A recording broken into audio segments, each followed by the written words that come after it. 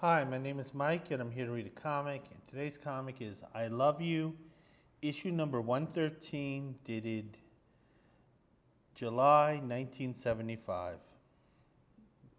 Once again, this follows the format, the Charleston format of 3 stories of love. Take a look at the cover here. Beautifully drawn cover, a beautifully colored cover, I should say.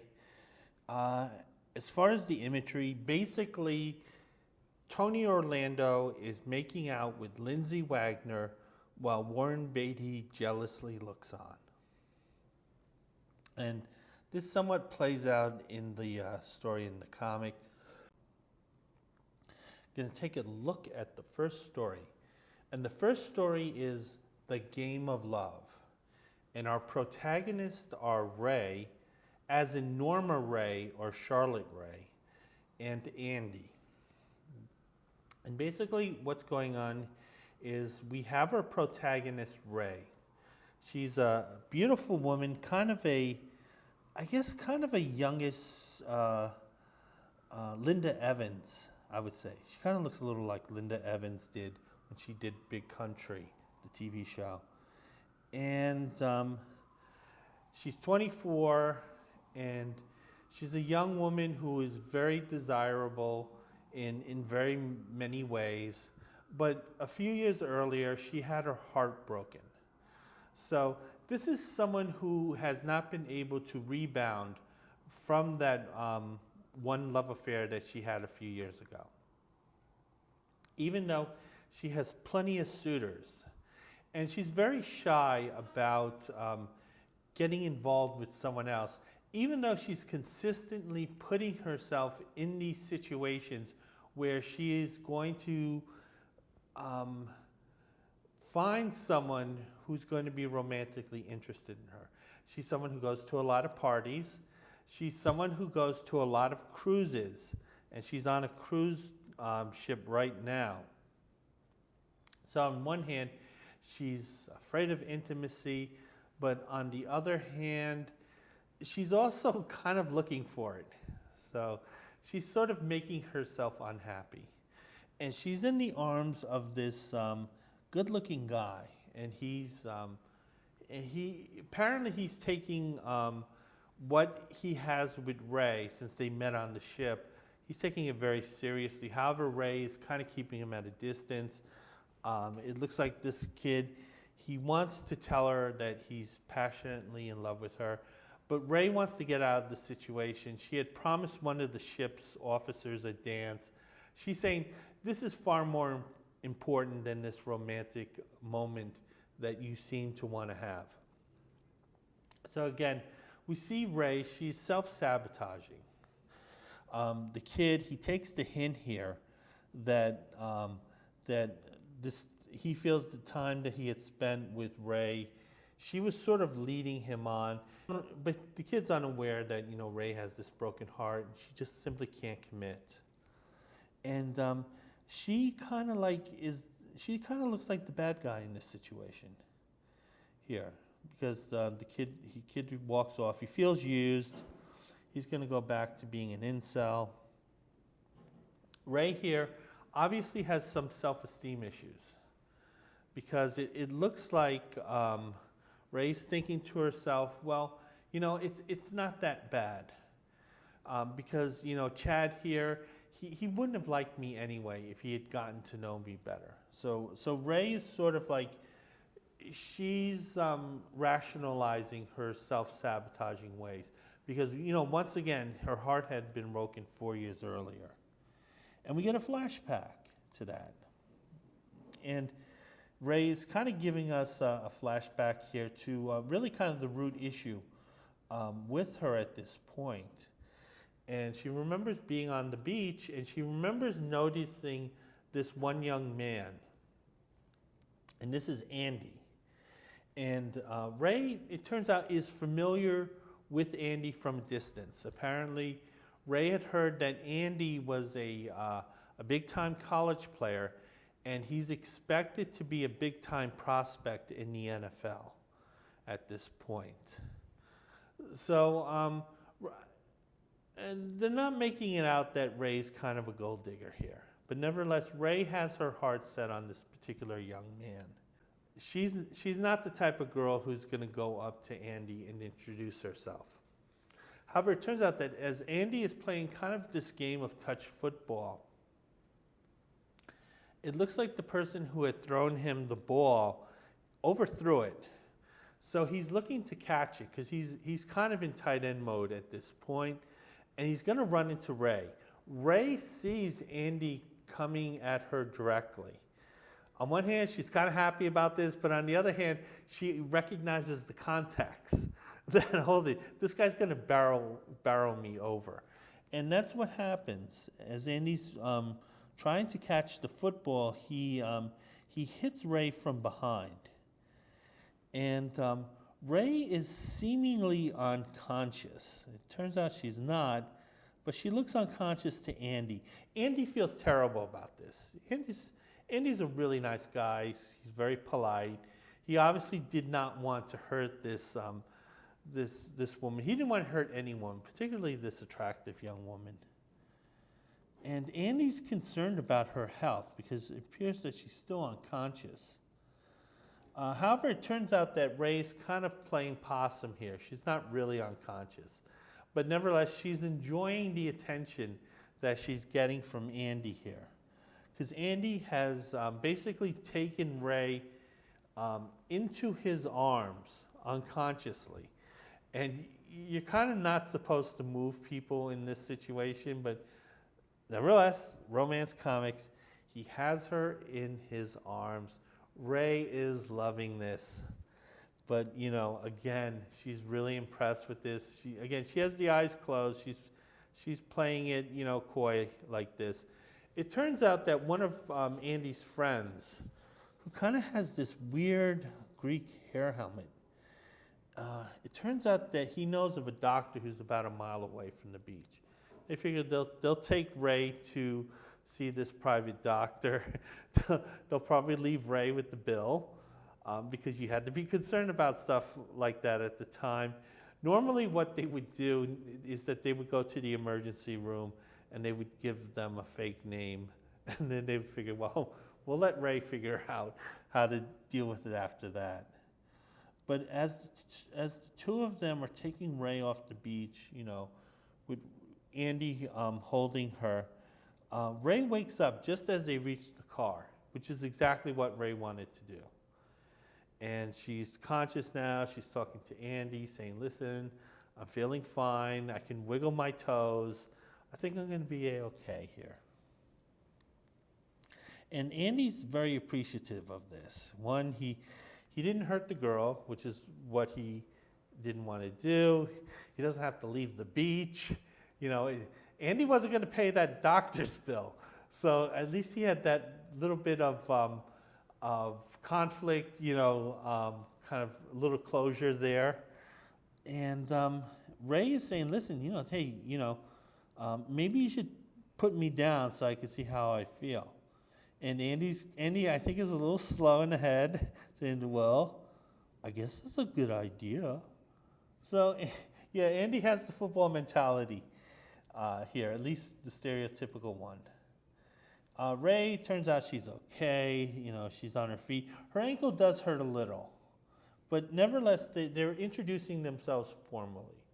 Andy's saying, listen, I'm Andy. Ray's saying, listen, I'm Ray.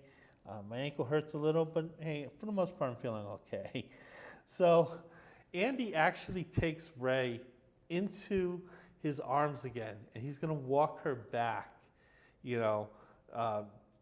from where they started, and they can kind of enjoy their beach fun. Actually, this actually probably would not be a good idea, in that Ray's ankle could probably get swollen pretty quickly here this way. But nevertheless, they convey what they wanted, that there is a romance here that is about to blossom. And it does. And the two are inseparable. They're driving out to the beach. They're driving out at night. Andy is discussing his pro prospects in the NFL, the upcoming NFL draft, because apparently it looks like at this point, Andy's college career is over. He had already graduated. So he's just simply waiting for the NFL draft at this point.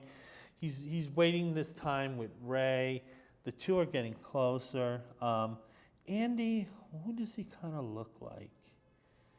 I'm trying to think of a kind of a young hunky ginger. Maybe like Andrew Stevenson. I'm not quite sure. If you remember, there was a character on 8 is Enough who married Susan Richardson. I think he kind of looks like that guy. So anyway, the two, they're falling head over heels with each other. The art is by Capello. So it looks very nice. Okay, before I go back to the story, take a look at this one ad. This is an ad I've seen before, and it's for feminine hygiene products and tampons, which might have been new at the time, because they're talking about napkins. I know nothing, absolutely nothing about feminine hygiene products, other than I hope all women can use them. And they do use them. But nevertheless, you know, the girls do need to know about this stuff. Go back to the story. The flashback is over. And Ray is back on the cruise ship. So she's very upset because, again, she just really can't let Andy go. It turns out that Andy had gone to pro camp, but ever since he went to pro camp, he hasn't contacted her since. And when Andy went to pro camp, he didn't just take his football. He took Ray's heart with him, too. Only to, you know, but Ray didn't know it at the time. But, you know, Ray is still struggling with that loss. She is reminding herself that Andy did make it in the NFL and that he's doing quite well. It looks like he's a Pro Bowl. He's a Pro Bowl player in the NFL. And Ray's thinking, hey, that might be pretty good. You know, him being the best tight end. That's probably okay. So, yeah, Ray doesn't seem like she knows a whole lot about football. But the thing is, Andy never said goodbye to Ray. And this is something that's kind of been gnawing at her. See a very nicely drawn panel here of Ray crying with a close-up here. I bet you these are the type of imageries that Roy Lichtenstein probably swiped from this guy. Anyway, it turns out that Ray's going back to her regular life. And Ray has an unusual living condition, living situation, I should say. She doesn't have any like medical conditions, but she has an unusual living situation. According to the way this is written, apparently Ray has an apartment, but she shares her apartment with a roommate, and she shares the apartment with a fashion firm. So apparently Ray has her own bedroom. Then, a few steps forward, Ray's in some type of office situation with this fashion firm. And it turns out no one's keeping track of the names because apparently in the dialogue box, Ray's roommate is mentioned, but Ray is talking to another person who looks like a middle-aged woman who kind of looks like a combination of the professor from Gilligan's Island and Thomas Jefferson. And she has a different name. But Ray is in the office of the fashion consultant firm. And this woman is saying, listen, there's a guy I want you to meet, because I know you've been down in the dumps. I know that romantically you felt burnt. And there's this guy called Joe Rubin, and he's having a cocktail party. And this guy has really great cocktail parties. You know, he knows lots of interesting people. You're going to meet someone very interesting there. And I'll introduce you to Joe, too, and you'll like Joe yourself. Well, it turns out that Ray is familiar with Joe by reputation. And she does like Joe. She's heard good things about him. And this is a party that she's willing to attend. I think the friend here kind of wants Ray to kind of find someone and move on. Anyway, they go to the cocktail party with Joe Rubin. This is where I think the story creator is kind of telling on Charleston here, or at least the writer of the story is kind of telling on Charleston here. Because we're told, quote, Joe Rubin published magazines. He was often on the edge of bankruptcy, but he managed to squeak by. And he knew some marvelous people. I got a feeling they're really talking about the guys who ran Charleston. Charleston was notoriously cheap. They were a strange company in that they did everything in one building. Their executive offices, their the editorial and the artist, their offices were there, and the printing presses that they would print their comics were also in that building. They were located in Connecticut, and they were known for paying very low page rates in terms of what they gave the artist or in what they gave the writers. However, one, there was always work, and two, graphic artists always kind of needed the work, because the thing is that commercial artwork paid way more than comic books, but the work in graphic art wasn't as steady as it was in comic books. That's sometimes why Neil Adams had left advertising for comic books. He was making way more money in the advertising world, but the problem is that the paychecks weren't as steady. And a lot of the artists that Charleston employed were graphic artists who simply needed to kind of just pay the electric bill. And they would take these jobs, they were paid little money, but they were given a great deal of freedom, which is why they did it in addition to the paycheck. Because, you know, if they wanted to put in a half-ass effort, they can do that. But if they really wanted to showcase their art or try new techniques, they could do it in Charleston. So anyway, so after kind of snitching out the boss incognito here, we see that Joe and Ray, they're kind of hitting it off.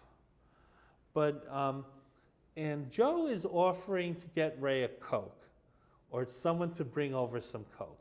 Now, not that type of Coke, because Ray's kind of a good girl. Like a soda, you know, produced by a company that will snitch on their workers. And that's sort of the latest controversy with that product. That's all I'll say on it. So anyway, Ray's waiting for her Coke, and it turns out that it's Andy who is bringing over the Coke to Ray. Because as it was said, the guy Joe knows lots of people. So apparently Joe knew Andy, and he had gotten a whiff of this story, probably from that Thomas Jefferson-looking fashion executive. And he probably, made a call to Joe saying, Joe made a call to Andy saying, listen, do you remember this girl, Ray? So that's why he's there at the party. And Ray is a little miffed, a little upset, but she's not angry with Andy.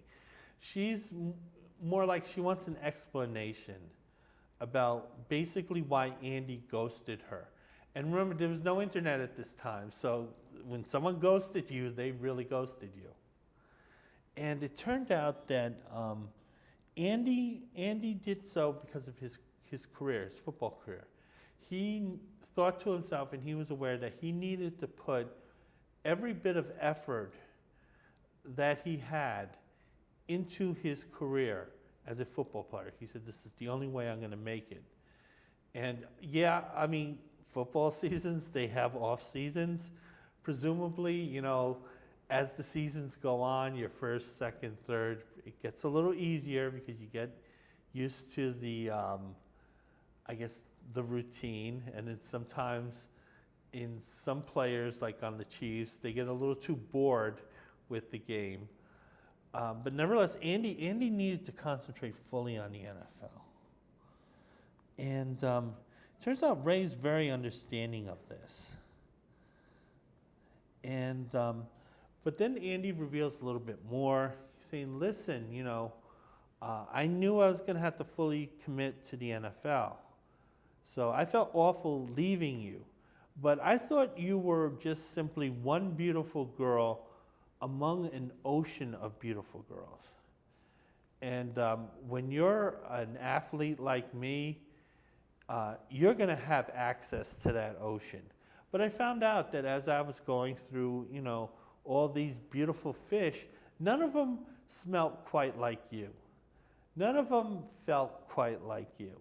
So even though Andy obviously was probably going for the cheerleaders, kind of that low-hanging fruit there, nevertheless, he couldn't get Ray out of his mind. So the two are talking here. Ray's still a little apprehensive about Andy because Andy's indicating that he wants to restart this romance. Because again, he hasn't forgotten her, or he never forgot about her. But Ray's being a little apprehensive. She was burnt once before. She doesn't want this to happen to her again. However, Andy's saying, listen, babe, you don't have to worry about that. I'm fully committed to you at this point. I realize that my life is going to be empty without you, because if I'm with another woman, no matter how hot she is, I'm going to be thinking about you. So I might as well have you, and you're kind of hot. So that's what Andy's thinking. Andy's like passionately kissing Ray. Ray's just melting at this point. Her defenses are melting, but she still has that one last bit of defiance, saying that if he breaks up with me now, it's going to be way worse than what it was before. But Andy makes it clear, babe, you're not leaving me. You're not going anywhere, and we're going to get married, and everything's going to work out. And I think they're going to make it. Obviously, Andy should have communicated with Ray earlier, but nevertheless, the two are really taken with each other. Yeah. And that's it. Okay, so the next story is a Johnny Love story. Johnny Love was like the one reoccurring character in these Charleston comics. He kind of looked like Charles Manson, to be honest. But nevertheless, the thing about a Johnny Love story is that while he always gets the chick, he doesn't stick with the chick. So, Johnny isn't tied into that one chick. So Johnny's philosophy basically is, love can't be bought, but it can be rented. Johnny rents love. But he doesn't do it with money. He does it with good deeds. So as we see the opening panel, the art is really good here. This artist, my guess is that this artist is either from Spain or Portugal, maybe Italy. We see Johnny. Johnny is motorcycling down the highway here. He's at least he's on the right side of the road, and he's coming across an incident that's happening in front of him. What's happening is that there are two cars. One is being pursued by the other. The car that is pursuing the lead car here, one of the passengers had shot out the rear tire. So this is what Johnny and the reader are seeing at this point. Johnny is always a guy who's going to offer his help to strangers in need. Now, at this point, Johnny, the decision on who's right and who's wrong has already been made for him based on this image here. So he knows that he's going to be there for the driver in the lead car. The driver in the lead car is a beautiful blonde. We find out her name is Trudy. So I'll just get that introduction out of the way. And so anyway, as it looks like they're driving along the I guess the Southern California coast here. The car that was being chased ran off the road because the rear tire had just been shut out. Now the car that was in pursuit continues on. So I guess they felt that they had already made their message known to the driver of the other car. And the car that was in pursuit notes that there is a witness to what they did, and that's Johnny Love. So they're not going to stop and harass the other driver, Trudy, simply because they are aware that, there's a witness there. Johnny sees this. He does get the license plate of the pursuing car. But nevertheless, he's going to focus on the car that ran off the road. And he's going to see whether she's okay. We see Trudy has a large bump on her forehead. And we can see Johnny Love looking like Charles Manson here. Kind of trying to jimmy the car opened. Trudy is becoming conscious. She's wondering why Charles Manson won't leave her alone and why they keep pursuing her. Because apparently she has been dealing with this type of harassment for a while, and that we'll learn this as the story goes on, as the story unfolds. Johnny Love says, "Listen, I'm not Charles, and I'm here to help you." And he wants to know whether anything's broken. Trudy says no, and she introduces herself as Trudy. She still has that large welt on her forehead, though. She's beautifully drawn. This kind of artwork kind of reminds me a lot of Frank Miller. I think the artist who puts his name here is Ruben Salsa. It looks like it was dated, his signature on this page is dated 1975 or 1973.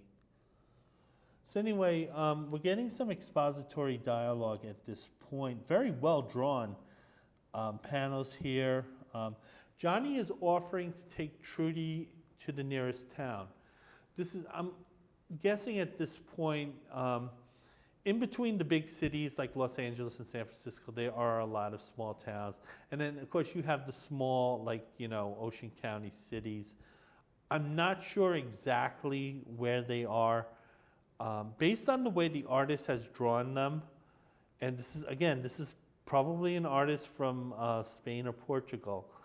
It looks like they're in Northern California, but the thing is, as the story unfolds, the natural resource that plays into this story actually is in Southern California. If that makes any sense. So anyway, it turns out Trudy is telling Johnny that there's a small town about 12 miles away. And that's sort of the county where she's living. And the thing is that, Trudy lives on a farm with her mom. And obviously, Trudy wants to call the mom. Remember, no cell phones at this time. So that's why they're heading toward the town. And because Trudy's car has been junked at this point, she has to ride on the back of Johnny's motorcycle. So anyway, again, beautifully drawn. This artist can draw. We see Trudy, they're in town. Johnny and Trudy are in town. Trudy's at a payphone calling mom.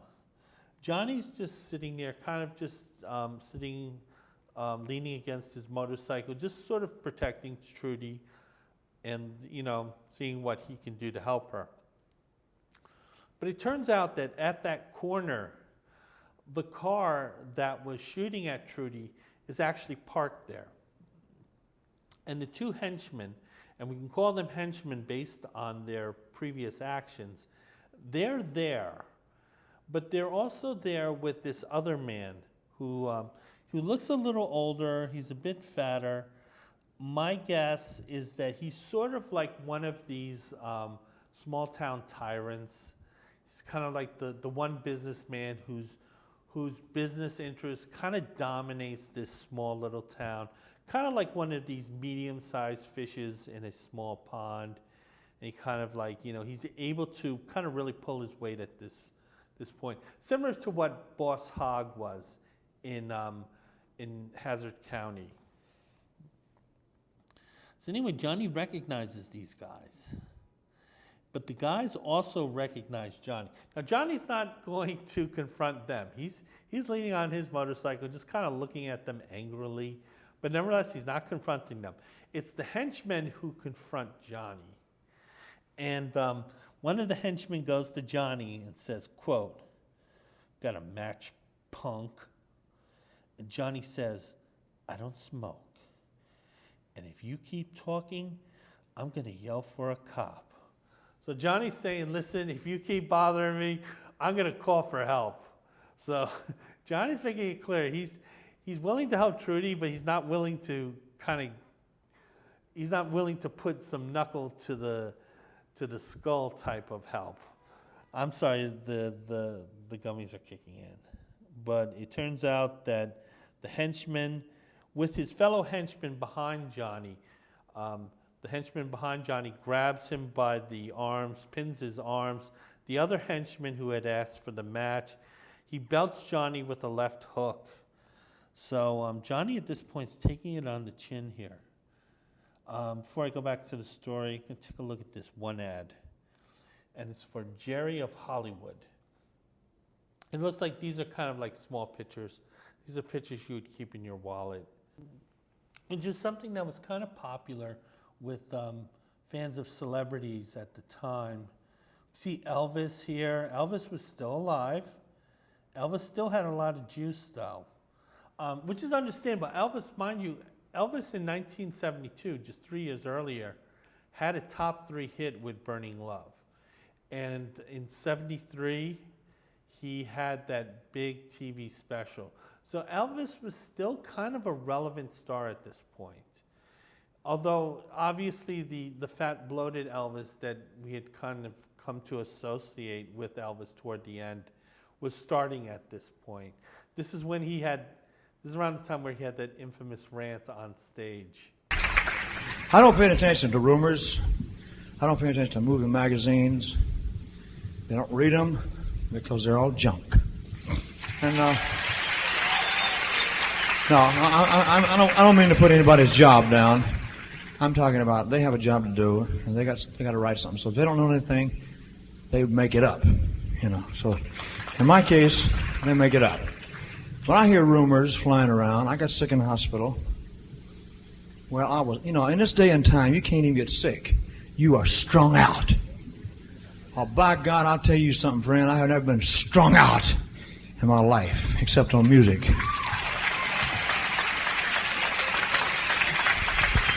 When I got sick here in the hotel, I got sick here that one night. I had 102 temperature. They wouldn't let me perform. From 3 different sources I heard I was strung out on heroin.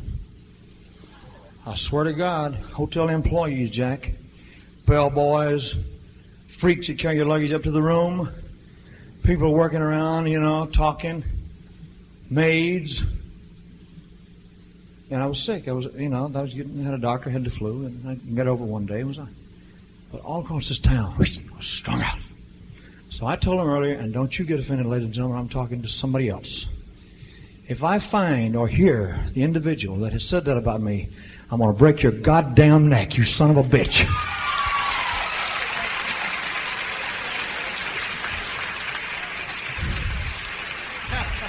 That is dangerous. That is damaging to myself, to my little daughter, to my father, to my friends, my doctor, to everybody, my relationship with you, my relationship with up here on the stage. It is dangerous. I will pull your goddamn tongue out by the roots. Thank you very much. See Robert Redford. Robert Redford was at his peak at this point. We can kind of say the same thing about Barbra Streisand here. Bruce Lee had passed away just a few years earlier, which, it still affected me. It was weird because I would still see Bruce Lee movies, new Bruce Lee movies in the theaters. And, 7, 8-year-old me was kind of hoping, wait, maybe they were wrong about him dying. but sadly that wasn't the case. See Star Trek here. Again, Star Trek was in reruns here. Probably more popular in reruns than first run. William Shatner has this kind of strange looking shit-eating grin on his face here. See Michael Landon. He was popular with the kids at the time. This is Little House on the Prairie. That's when he had that big mane of hair. So, I mean, I'm sure he was popular with the girls, but popular with the girls who liked the older guys. The Beatles here, they still had some juice. Raquel Welch, she was still an A1 actress at this point. Anne Margaret, she was also an A actress, but she was clearly going on the downside. I think Raquel Welch also at this time, her career was starting to decline. And we see Marilyn Monroe. Okay, I'm going to go back to the story. So Johnny gets punked by the two henchmen. And what does he do? He doesn't start a fight with those henchmen. He immediately goes to that kind of boss hog type individual and he goes, "Hey, mister, you saw that. I'm going to call the cops and you're going to be a witness. I'm going to make you." And immediately this older, kind of like, very gangster looking character, you could see it's strange. He's wearing nice clothing, but he's not wearing the clothing very well. So he kind of comes across as kind of a gangster version of Oscar Madison here. He's telling Johnny, "Listen, I didn't see nothing. You're a beatnik. You're a hippie. Fuck you, and I'm going to punch you in the face, kid." And then the man introduces himself to Johnny. He says, "Listen, my name's Gene Hustlings, and really I'm the big business bully here. I'm the 800-pound gorilla here financially. There's nothing you can do to touch me. These men are kind of on my employer's list." He doesn't say that at this point. Again, I'm kind of making up dialogue because I'm high as fuck. So anyway, Gene Hustlings kind of just kind of brushes Johnny off, and Trudy is the one who schools Johnny on who Gene Hustlings was. And Trudy's the one who says, "Listen, those guys who ran me off the road and who beat the crap out of you, they're on Gene Hustling's payroll. And whatever's happening at this point is because Gene Hustlings has targeted me for this type of intimidation." Johnny's trying to kind of center things a little more toward himself, saying, "Listen, he got those guys after me too. So, I'm just as important as you are in this kind of mystery." And so Johnny is taking Trudy home. Johnny wants to know who the law is in this small county. And it turns out that Gene Hustlings has basically paid off the law.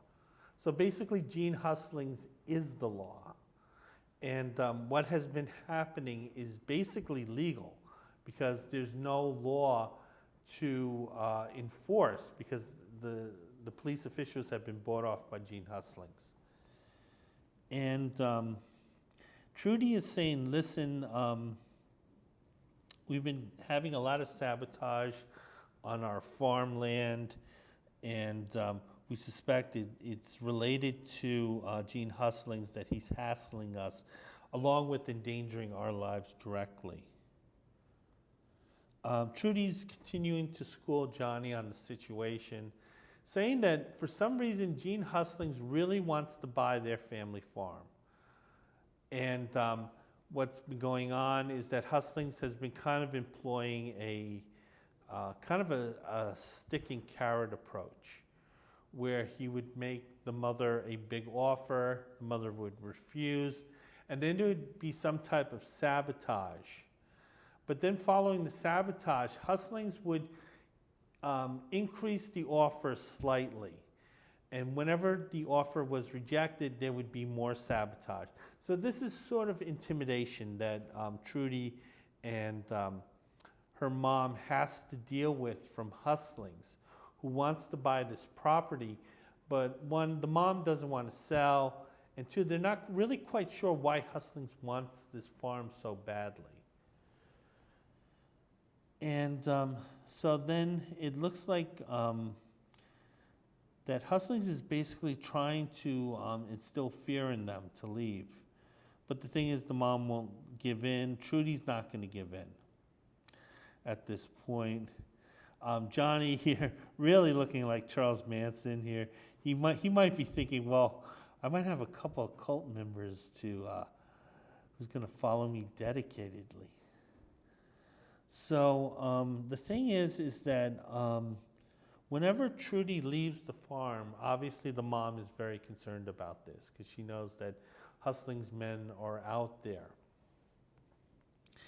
And we see that Trudy is introducing Johnny to her mom. Her mom kind of looks like Ernest Borgnine here. It's a little dangerous because on one hand, Trudy is a very beautiful woman. But on the other hand, you know, her mom looks like Ernest Borgnine. Johnny might be thinking, hold it, if I hook up with this chick now, in 20 years, I'm really going to regret it. But the mom, she says, you know, that she's glad that, you know, she's home and she's home safe. She introduces herself to Johnny. And she also notes that there's been some activity in the hills. So, you know, they have these small little hills, and the mom has noticed that there has been at least a figure there kind of moving about. So again, the intimidation that Hustlings is employing on this family is kind of elevating at this point. Now, before I go back to the story, take a look at this one ad where you can buy a silver ring made from teaspoons for only $2.98. And apparently you can have it engraved for free. And there's only, the postage and handling is only 35 cents. It's kind of cheap.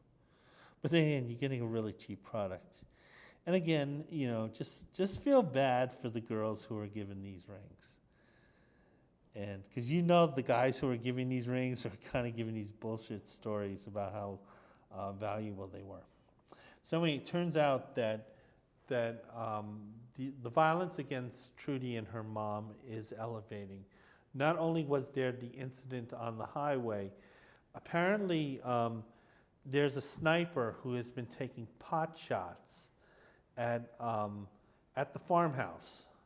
So the sniper is not aiming at a particular individual, but they're aiming at the home. And apparently some of these bullet holes are going right through. So there's a degree of recklessness with this sniper, where the sniper on one hand isn't looking to specifically murk someone, but at the same time, the sniper doesn't care if someone gets murked through their actions. See, Trudy's mom looks a little less like Ernest and more like Ben Franklin here, maybe. They don't understand why Hustlings wants this property so bad. I don't understand why this mom wants to keep this property. It doesn't seem worth, you know, their life. And it's drawn as a shack. It's drawn as a beautiful looking shack, but nevertheless, it looks like one of those poverty-driven Appalachia homes. Johnny is offering to stay with Trudy and the mom for a couple of days. Johnny's saying, listen, you know, I'm always willing to help strangers out, but kind of have a time limit here. So if I can help you out for the next couple of days, I'm going to do it. Now, one thing that here is that it turns out that Trudy and the mom, they're Second Amendment people. So they actually do have some firearms in the house. And of course, Johnny's very prolific with these firearms here. And so he's going to use this to sort of protect the family for the next couple of days. And it turns out that Johnny is right, because as Johnny is kind of like, you know, standing guard at as the other two are sleeping, the sniper is once again firing on the farmhouse. Johnny's there. He grabs his gun. Johnny grabs his gun, and he heads for his motorcycle. And he's going to head for where those shots were fired. And Johnny, he's riding through probably this Bakersfield terrain. The sniper is aware of Johnny coming forward. And the sniper starts firing on Johnny as Johnny is driving his motorcycle closer and closer to him. Turns out the sniper kind of has the aim of a stormtrooper. So he actually doesn't hit Johnny here. But Johnny's getting closer and closer. The sniper, he's looking into Johnny's face. He sees Johnny's face. He sees Johnny's eyes. He's looking at Johnny's expression. He's seeing the righteous anger that he has. He's seeing the determination of him, trying to stop the sniper. The sniper is thinking, holy shit, Charles Manson is pissed. And the sniper, he runs off. Johnny Love is still in pursuit, but at least at this time, the sniper is no longer firing. The sniper is trying to escape. The sniper jumps into a Jeep. Again, this is tough terrain here. And Johnny's betting on his bike because he's saying, listen, that guy has a Jeep, I have a bike, but you know what? This is Johnny Love's bike. And I'm confident, it's up to the task because I wouldn't accept anything less. So Johnny is in pursuit with the Jeep here. The Jeep hits into, it looks like a sand dune here. So it hits into kind of this natural road bump. The sniper is thrown out of the Jeep, but he's still armed. So he's ready to shoot it out with Johnny. Johnny's coming forward, but before the sniper can get set, Johnny actually makes contact with the sniper. And what he's doing is, as he's driving his motorcycle forward, Johnny kicks him with kind of this kick off his motorcycle. That shit has got to hurt.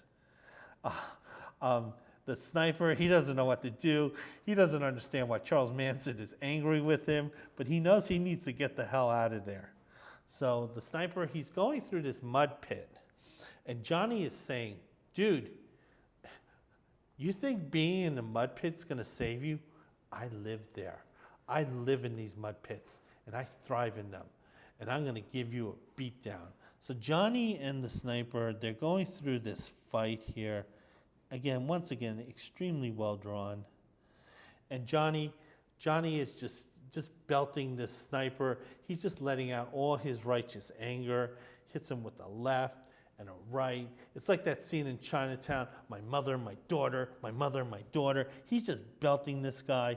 Johnny is gonna murk this guy. He's gonna do so in kind of a manslaughter type way. However, it turns out that Trudy was following Johnny. Of course, Trudy couldn't keep up with Johnny, but nevertheless, she has found where he is. She's seeing this, and she stops Johnny. She's like, Johnny, listen, I have to protect you here because you don't know what you're gonna do. And Johnny comes to his senses once Trudy arrives. And it turns out the sniper, he's still alive. He's taken a horrific beating. And he's making it clear, Johnny is making it clear that he's going to use some enhanced interrogation techniques. And he's going to find out the answers as to why Hustlings is employing all these tactics. But Trudy notices that Johnny kind of smells bad.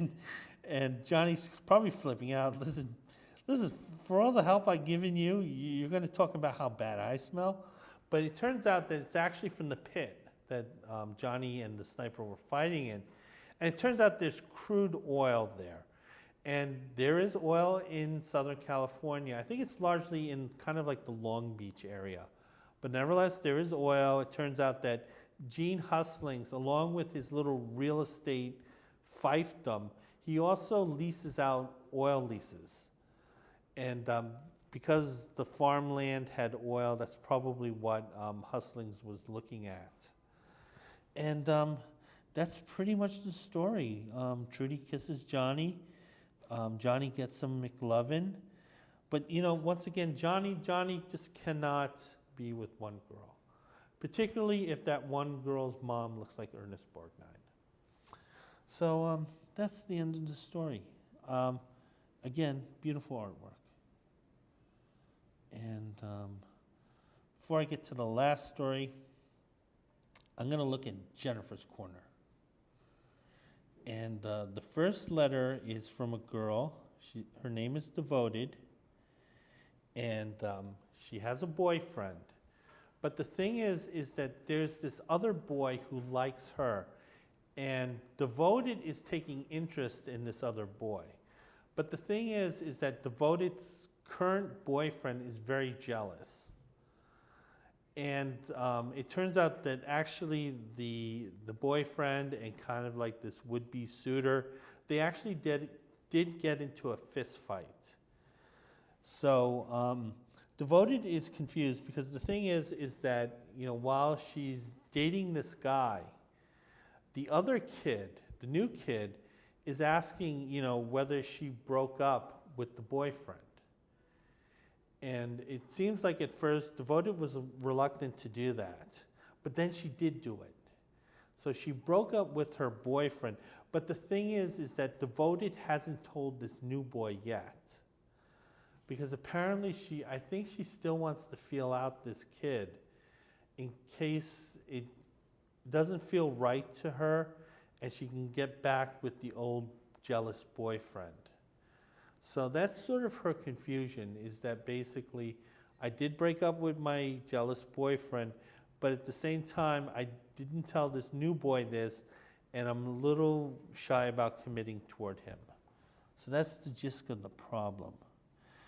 She's 13 years old, and these two guys are 14-year-olds. Holy crap, that's a whole lot of passion. And Jennifer's saying, listen, it sounds like you're not sure which one you want to be with. So you can consider yourself a free agent if you want. You don't have to commit to these two boys, given that you're 13 and they're 14. At this age, you should not be worried too much about a commitment, and you should pick the one that treats you the best. And if you still can't decide which one does that, then just consider yourself a free agent and just kind of date other boys, So that's the advice that she's giving. Yeah, she's saying play the field. Be the school skeezer. Okay, the second letter is a girl.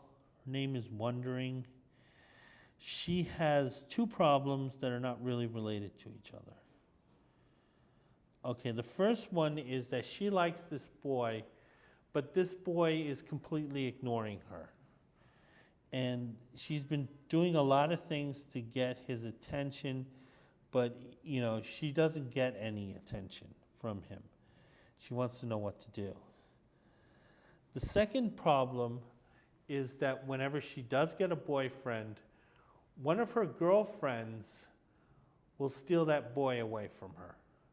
So she kind of has this frenemy relationship with this other girl, even though it's closer to enemy than friend.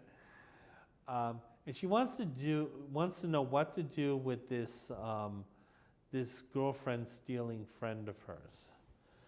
Jennifer says, as far as the first problem, you should forget that other boy. He wants nothing to do with you, and he's just going to think of you as a pest. So just simply don't bother him, because he doesn't want to be bothered with you. And the second, for the second problem, and I don't really like her advice, she's saying, why don't you look at the things that this girl is doing to steal your boyfriends?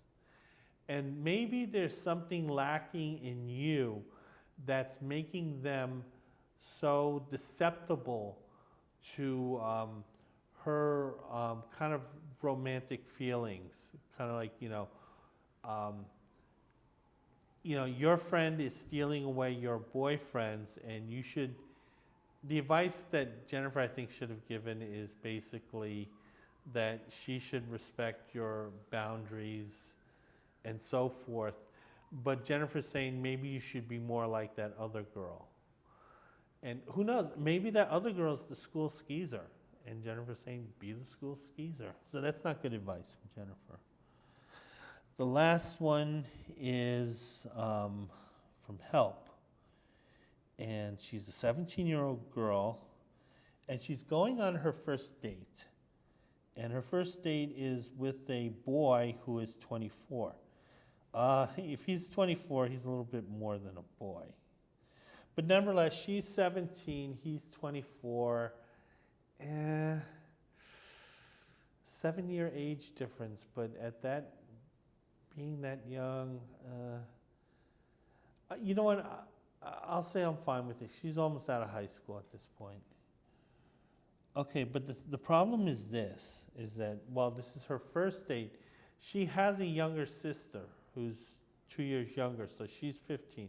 And the 15-year-old actually has more romantic experience than this older girl. Even though in the letter she states, everybody says I'm prettier than her. So she's kind of throwing a little shade to her younger sister here. And she wants to know, what's the situation? Because she's like, hey, since I'm prettier than her, I'm entitled to a better romantic life than my younger sister here.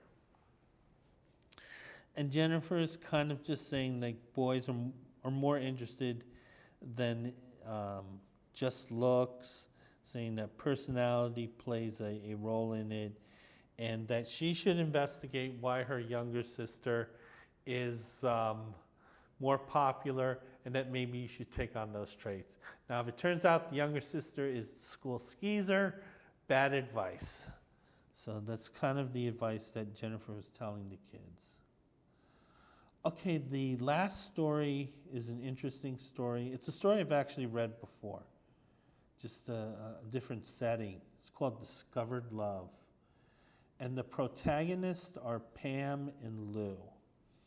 And this story is very much like the story I had read in my first romantic comic. I think it was Young Confessions, called Running Wild. That was the motorcycle story. That was sort of the Sons of Anarchy romance story. And the art is the same. The art is much more detailed in this story. And the basic story is the same, where there's a nice guy neighbor, and he's kind of watching over this attractive next door neighbor who's running around with a bad crowd. So the female protagonist, Pam, she's involved with a lot of men in her life. She's a beautiful young high school student, even though she's drawn like a college student. It looks like they're still in high school. She gets involved with this kind of these real bad boys who are much older. It seems like they're somewhat taking advantage of her physically. They're not forcing her to do anything she doesn't want to do, but clearly she's a young girl, and they're kind of like, they're kind of definitely foisting themselves on her. And then the nice guy, quote nice guy, he gets involved with her life, and there's some type of physical confrontation, and there's an escape by car. And there are characters named Biggs, and I think in Running Wild there was one called Jigs. So clearly this is an artist who had this event, similar event happen to them. This is a big moment in their life. They enjoyed retelling this story, because this is the second retelling I found of this story. And I bet you this artist has done other ones. And this is a story they wanted to get out of their system. The story's probably a little better, though. The only thing I can't figure out whether the artist is male or female. Because on one hand, I was thinking originally this was a female artist, because it might have been taken mostly from the female point of view, as most of these romance stories are. But the thing is that this young woman has a lot of kind of internal misogyny. And there are women who don't like other women. So I was thinking, well, okay, if it's a woman, this is a woman who kind of may have some negative feelings about other women. But at the same time, I was thinking, okay, what if it's a male artist? And the male is projecting himself in the, quote, nice guy role. And then I was thinking, hold it. This nice guy really isn't a nice guy. He's kind of a nosy, stalker, busybody type. The nice guy in the previous story, Running Wild, that was a worse nice guy than this guy. So at least the artist is a little bit more self-aware that I need to make the, quote, nice guy actually a little nicer. So anyway, I'm going to get into the story. We see Lou here. He looks like Warren Beatty in the movie Shampoo. We see the protagonist maybe a little like Twiggy. There was a famous model from Britain in the 60s and 70s. Her name was Twiggy. She kind of has that kind of feel to it, at least the way she's drawn here. We see Pam, that's kind of the Twiggy lookalike. She's in the embrace of another man here. There is a lot of hair here. Every character has kind of this lion's mane lock of hair. So anyway, Pam and this guy called Ron, they're hugging, they're having this deep embrace here. It looks like they're outside Pam's home here. And Lou is objecting to this coupling here. And apparently he knows both of them. Both of them know him. Obviously, Lou and Pam, they're neighbors. So they've known each other for a long time. Lou knows Ron, probably knows Ron from school. And he thinks that Ron is a jerk. So he doesn't want Pam with Ron. So he's kind of, again, taking away Pam's agency, saying, I'll decide what boys you date. Which is, again, the, quote, nice guy not being a really nice guy. This guy, Ron, he's not going to take any lip from Lou. So he says, quote, yeah, dummy, get lost. And he says this after Pam says, what right do you have to interfere? So anyway, the two break up their embrace because Lou is not letting this go. You know, he's there with his ascot, and you know, when he's in his ascot, he's ready to fight. And Lou's saying, listen, I'll belt you across the mouth, so don't you give me any back talk. Now, Ron kind of being a bit of a puss, he doesn't want to fight Lou, and he's been showing up in front of Pam. So he's been demasculated, more or less. And he decides to go off. He's going home to mommy. It turns out that Pam was very angry with Lou here. She slaps Lou and proclaims that she hates Lou. Because obviously, yeah, she interfered with her life here.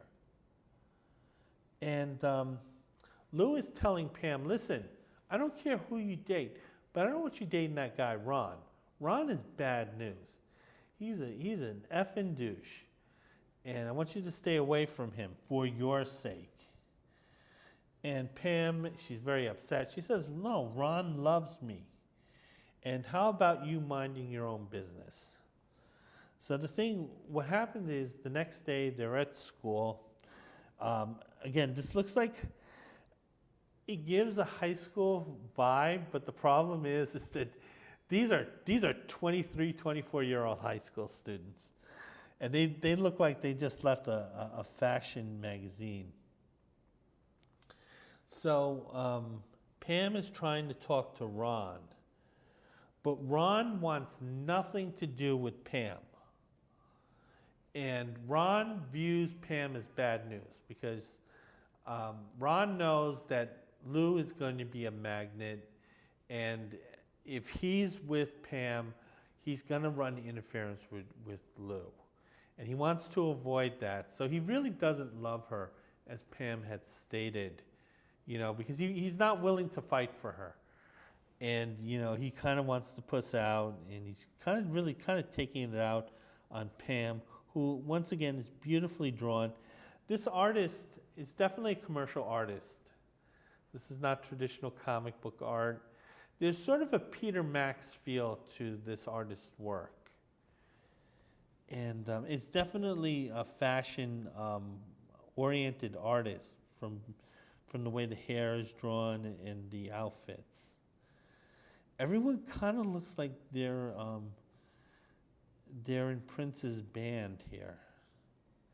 So anyway, Pam is very upset because Ron has blown her off. It turns out that Lou is in the same lunchroom as Pam and her friend. And Pam is angry with Lou, saying, "Are you happy now? Ron just broke my heart." And Lou's saying, "Listen, that's fine. As long as you don't date Ron, you can date someone else. You're a beautiful woman, or you're a beautiful young woman who's still in high school, 7th year, trying to graduate, but nevertheless, you're very beautiful, and you can date anyone else you want, provided it's not Ron." And this confuses Pam more because she doesn't know, hey, is he looking out for me, or is he just spiting Ron? So she doesn't really know how important she is with Lou, because she doesn't know whether he's acting out of spite or whether he's acting out of genuine concern for her well-being. Okay, so then it turns out that Pam is bringing other boys, so to speak, because they're seemingly in high school, to that same area where Lou encountered Pam and Ron. And Lou is there. It turns out Lou's mowing the lawn here, so they're emphasizing their neighbors. And Pam is asking Lou sarcastically, do you have any objections to me being with this guy? And Lou's saying, no, he's fine. I'm not going to bother you. Then Pam is talking to Mike, who's this new guy here. I guess he kind of looks a little like Jimmy Page, although he kind of looks like he has breast here. And it turns out that Mike has a much more positive attitude about Lou than Ron did, because it looks like Pam is trying to talk a little smack about Lou and saying how much Lou irritates her. But Mike is defending Lou, saying, hey, Lou's a good guy. Why would you feel irritated by him? He's just a terrific guy. And this kind of screws with Pam's head more, because she's not really certain about where Lou stands in her life. Was he just trying to spite Ron, or does he have deep concerns with Pam? And then he's hearing from this third party that's saying, no, Lou's a good guy. So this is kind of like messing around with Pam's head a bit. So it turns out that Pam is with some of her girlfriends. Again, beautifully drawn here. Very psychedelic scene here. And it turns out that the girls are going to be going to a party, but it's not a school-related party. And there are going to be, quote, older men there. And they want to know whether Pam is up to that. Saying, listen, the guys that I set you up with, they're not like these little boys in high school. Even though those guys are kind of old for high school students. But nevertheless, these are men. These are real men. And are you sure you're up to this, Pam? And Pam looks like she is. She wears this one-piece outfit, kind of has a lot of cleavage showing. As she's leaving her house, she encounters Lou, who's kind of washing his car. And Lou tells Pam, listen, I kind of thought maybe you and I can go in town. We can have a sody pop. Something kind of wholesome. I kind of washed my entire car for this moment here. So, Pam, do you kind of want to go for some sody? And it turns out that Pam doesn't. She's saying, listen, I'm a big girl, and I'm going to be playing with some men. Not little boys like you, not, 23-year-old high school students. I'm going to be playing with some real men here. So then Pam's ride shows up. And we see Pam's girlfriend, her school girlfriend from earlier, and she's with two men. And the guy driving the car is Tony. He's the older guy. He kind of has this kind of sleazier, older version of Tony Orlando. And the other guy, who kind of looks like this youngish-looking Michael Landon, he's Jiggs. And apparently, he's going to be the date for Pam. And he's in the back seat, and he's making it clear he's ready for action. There's going to be no subtle introductions here. This guy, Jiggs, he wants to introduce his tongue into Pam's mouth as soon as possible. And he does that. And Pam is kind of a little apprehensive because this guy's coming on strong. But at the same time, she's submitted to Jiggs's advances. This is, again, similar to that other story, Running Wild, where the female protagonist was involved with members of a motorcycle gang. And the motorcycle gang had an open policy toward girlfriends where, any girlfriend of a member is opened for use, community property, for the other members. So there's sort of a play on this here. So again, something like this happened in this story, where I think the protagonist was passed around. She doesn't really like it. As Jiggs and Pam are passionately kissing, we see her friend, who I guess kind of looks a little like Annette Bening here. She's kind of looking on. So there's sort of that voyeurism gaze. So anyway, they're at the party. But it's not Jiggs who's now with Pam. It's Tony who's now with Pam. Again, going back to the, quote, community property thing in Running Wild. So these are kind of, quote, swingers. And Tony is coming on strong.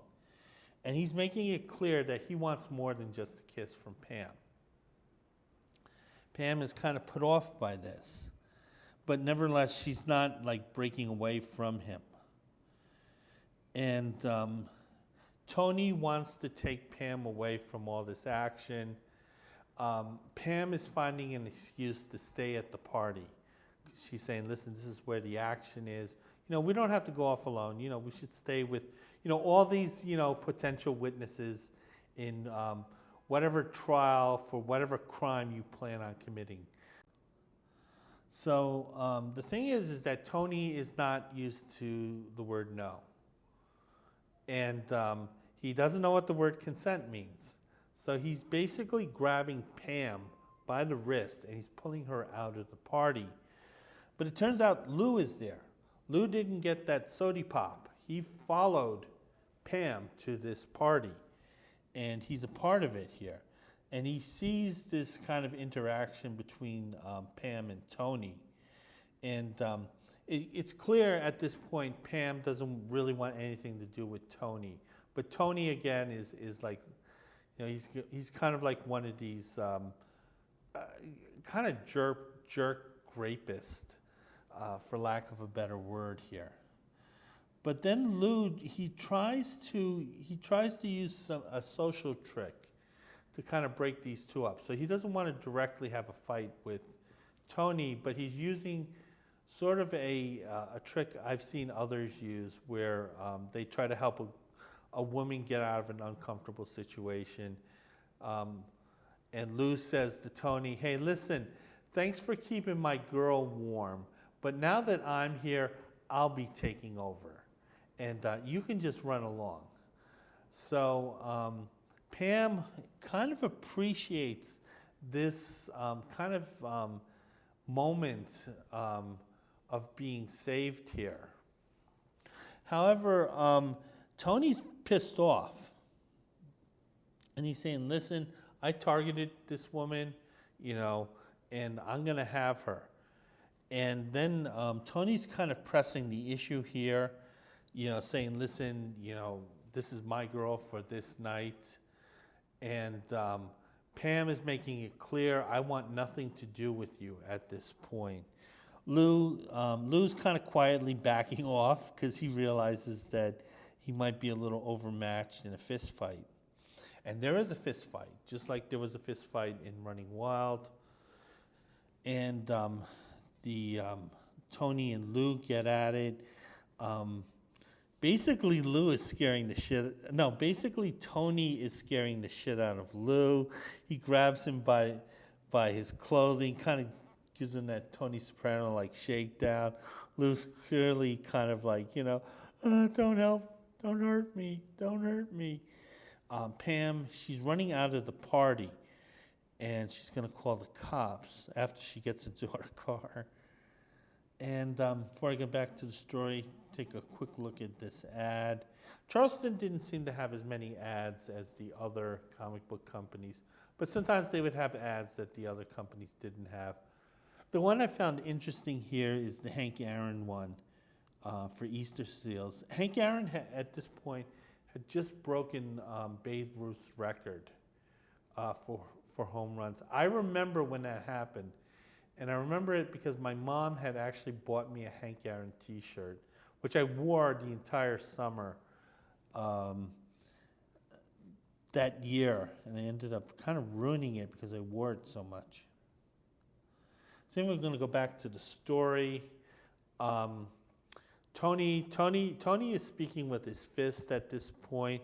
He hits Lou with a jab to the chin. And this is kind of enough to kind of knock Lou out. Tony at this point, he's focused on kicking ass. He's looking for Jiggs. He's saying, "Hey, Jiggs, you want to take a piece of this guy? You want to beat this guy up? Hey, fine with me." Because remember, in fist fights, two can go into one as many times as they want. But at this point, Pam is about to leave the party. She's heading for her car. She's going to call the police. And but just before she's about to leave, she comes back and she slaps Tony from behind. And this moment gives Lou a breather here. And Lou immediately says, "Come on, Pam, let's get out of here." So Lou's not making any last stands.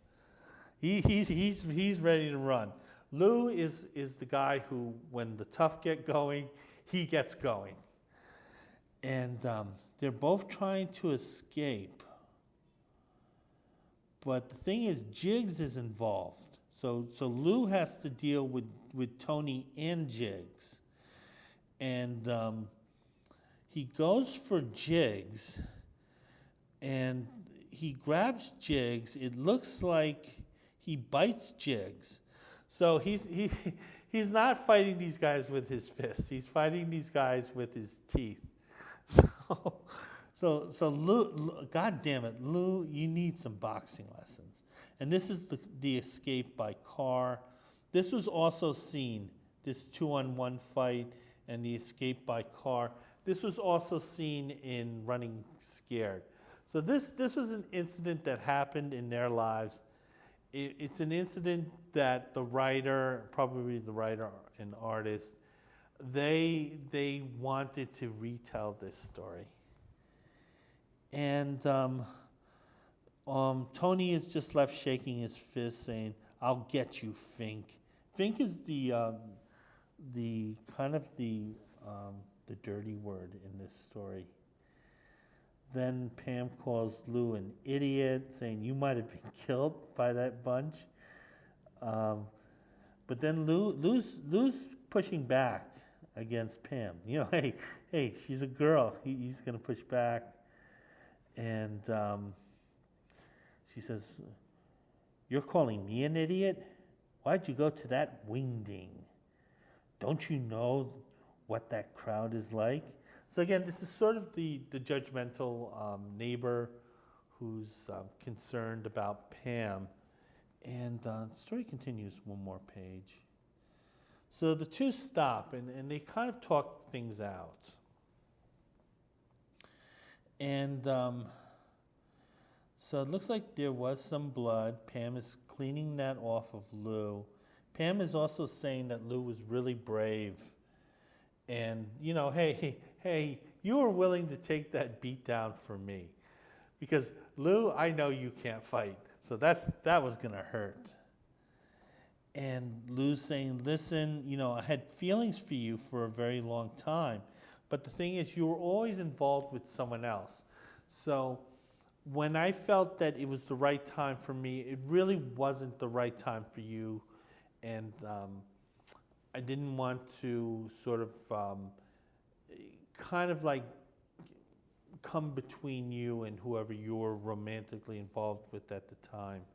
So there was a little bit of ships passing through the night, even though they were next door neighbors.